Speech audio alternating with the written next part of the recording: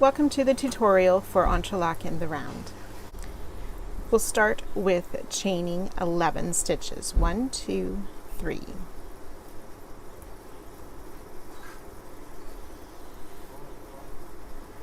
And 11 chains. So we want to work on the back side of our work, and being careful not to pull this first loop too tight. We want to pick up or insert our hook under that back bump of the very first chain to pull up a loop, and then we can sort of tighten up that first loop just a bit, and we will pick up in until we have 7 loops on our hook. So in each of the back bum, insert our hook and pull up a loop.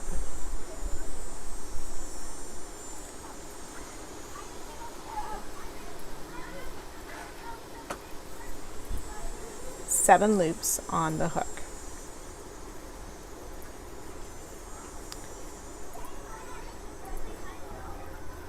So we're going to leave the rest of the chains unworked at this point.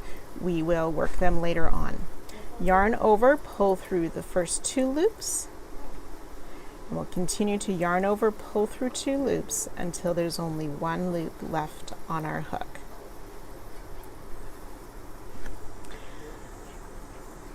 So that's our foundation row for the first square of Entrelac in the round.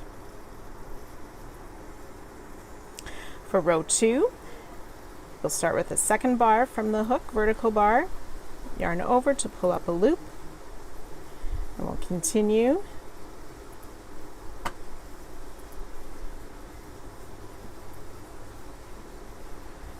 until we have these 6 loops on our hook. And then we're going to insert our hook in the next back bump of the next chain on our beginning chain to pull up a loop. You can see how that will start curving that chain. It's going to form our side border.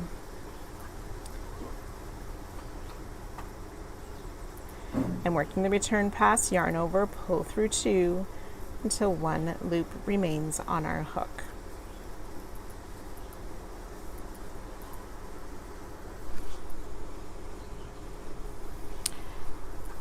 And then rows 3, 4, and 5 we do in the same manner as we did row 2.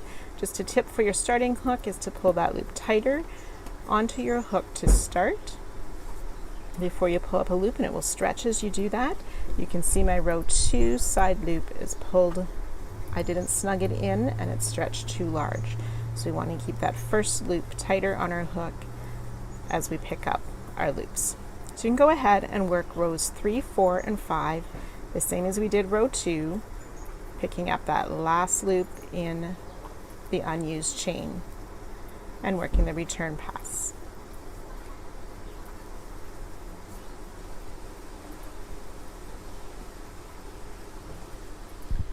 So after the 5th row, you should look something like this. You'll have that 1 chain left on our starting chain.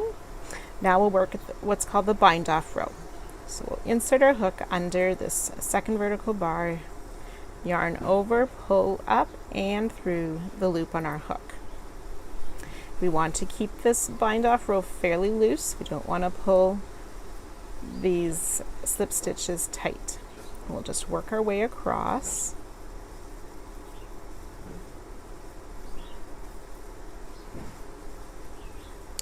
And then after we've worked all the vertical bars, we'll insert our loop in the back bump of that last chain from our starting chain. Pick up the loop. So we'll pull the yarn through and through the loop on our hook. And then we'll yarn over, pull through one more time, and pull really tight the tie off knot. Now we're going to work a square on all 4 sides of our starting square. I have switched colors just for you to be able to see a little bit better where these next squares fit in with our first square. So to start, we will work a chain of 5. And turning onto those back bumps of that very first chain, we'll insert our hook, pull up a loop, and in each of the chains across.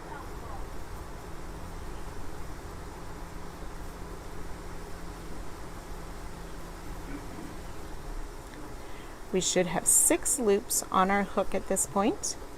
Then we will insert, so our square was like this when we finished, under those unworked loops of that starting chain, the top one of the side of our first square. Insert our loop to pick up our 7th loop. Yarn over, pull through 2 until there's 1 loop left on the hook.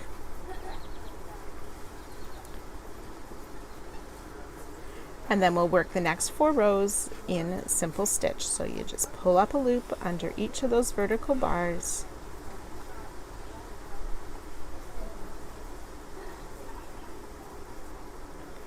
And then for the last loop, you'll go down the next row or the next side stitch of our starting square. Insert, pull up a loop, yarn over, pull through 2 until there's 1 loop left on your hook. So you can work that. That's 2 rows we've done together. You want to work rows 3, 4, and 5, and I'll meet you at that point. So after our 5 rows, we'll make the bind off row. And again, it's like making a slip stitch in each of these vertical bars, remembering to keep it loose and not pull these loops through tightly.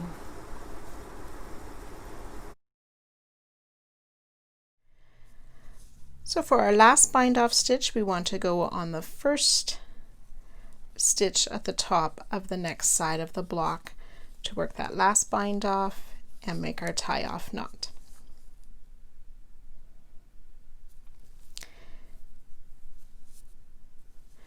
Then to start the next square, we will chain 5, working in the back bump of each chain, inserting our hook to pick up a loop.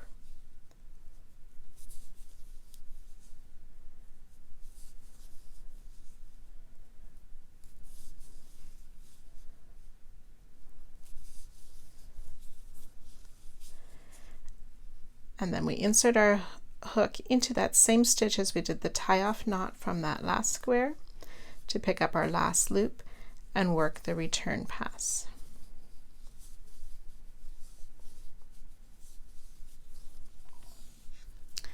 And then we work the next rows in the same manner, picking up a stitch. So inserting our hook under that bar, picking up a loop by yarning over, and then inserting our hook in the next stitch to pull up the loop and work the return pass.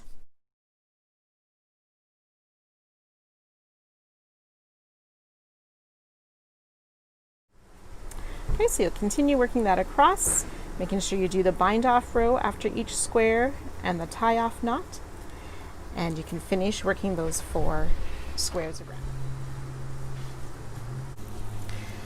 Now for round 2, we will take a contrasting color.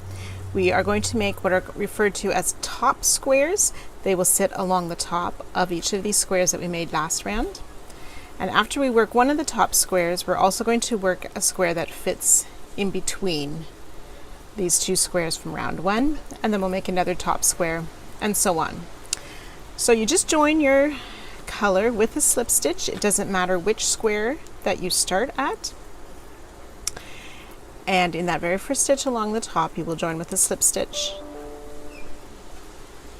to start. Then we work this square in exactly the same way, where we chain 5, turn it over, pick up the next loop on that back bump of the chain,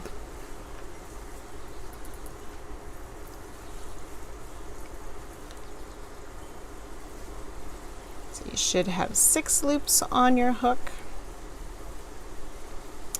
Enter into that same stitch to pick up the 7th loop, yarn over, pull through 2 to make the return pass. So you can go ahead and make rows 2, 3, 4, and 5 as well, and doing your bind off row using this top stitch over there, and I'll meet you at that point for the in-between square. At this point, when we do that tie-off knot, that you want to make sure you pull it really, really tight, or this hole in the stitch will stretch out too far the more we work. So now we want to make this in-between square. So we'll just go into these top V's of these side stitches, or the top stitches from our square, pull up our loops across, 5, so we have our 6 loops on the hook. Now to get the 7th loop, we want to get this knot where the tie-off knot was, but this first side loops of the next square. So I'll leave my loop a little bit loose right now so you can see where I've joined. And you want to keep that loop similar size. Yarn over, pull through 2.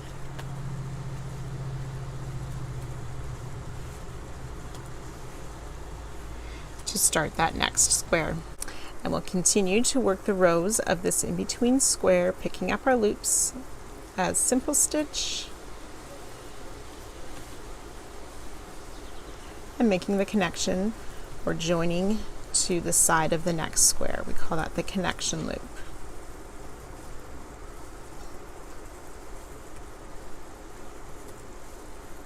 So that's 2 rows, so we want to make a total of 5 rows for this square as well.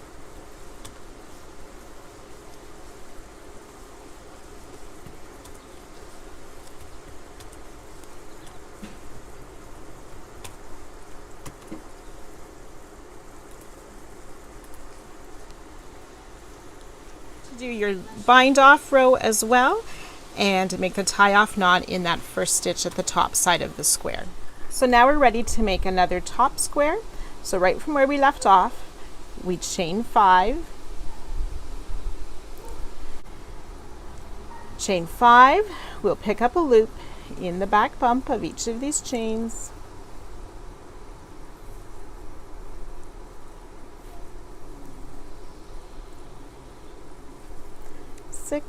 and then insert in the same stitch as our bind off. We'll pick up our loop and do the return pass.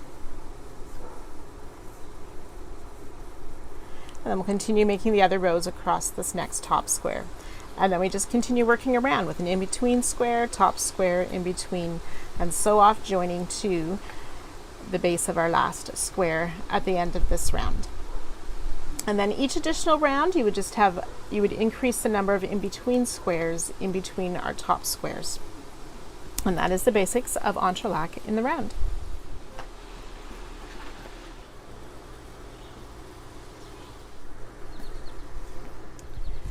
On the final square, you want to make the last bind off in the same stitch as we started the first square of this round, and make the tie off knot, and then you would fasten off.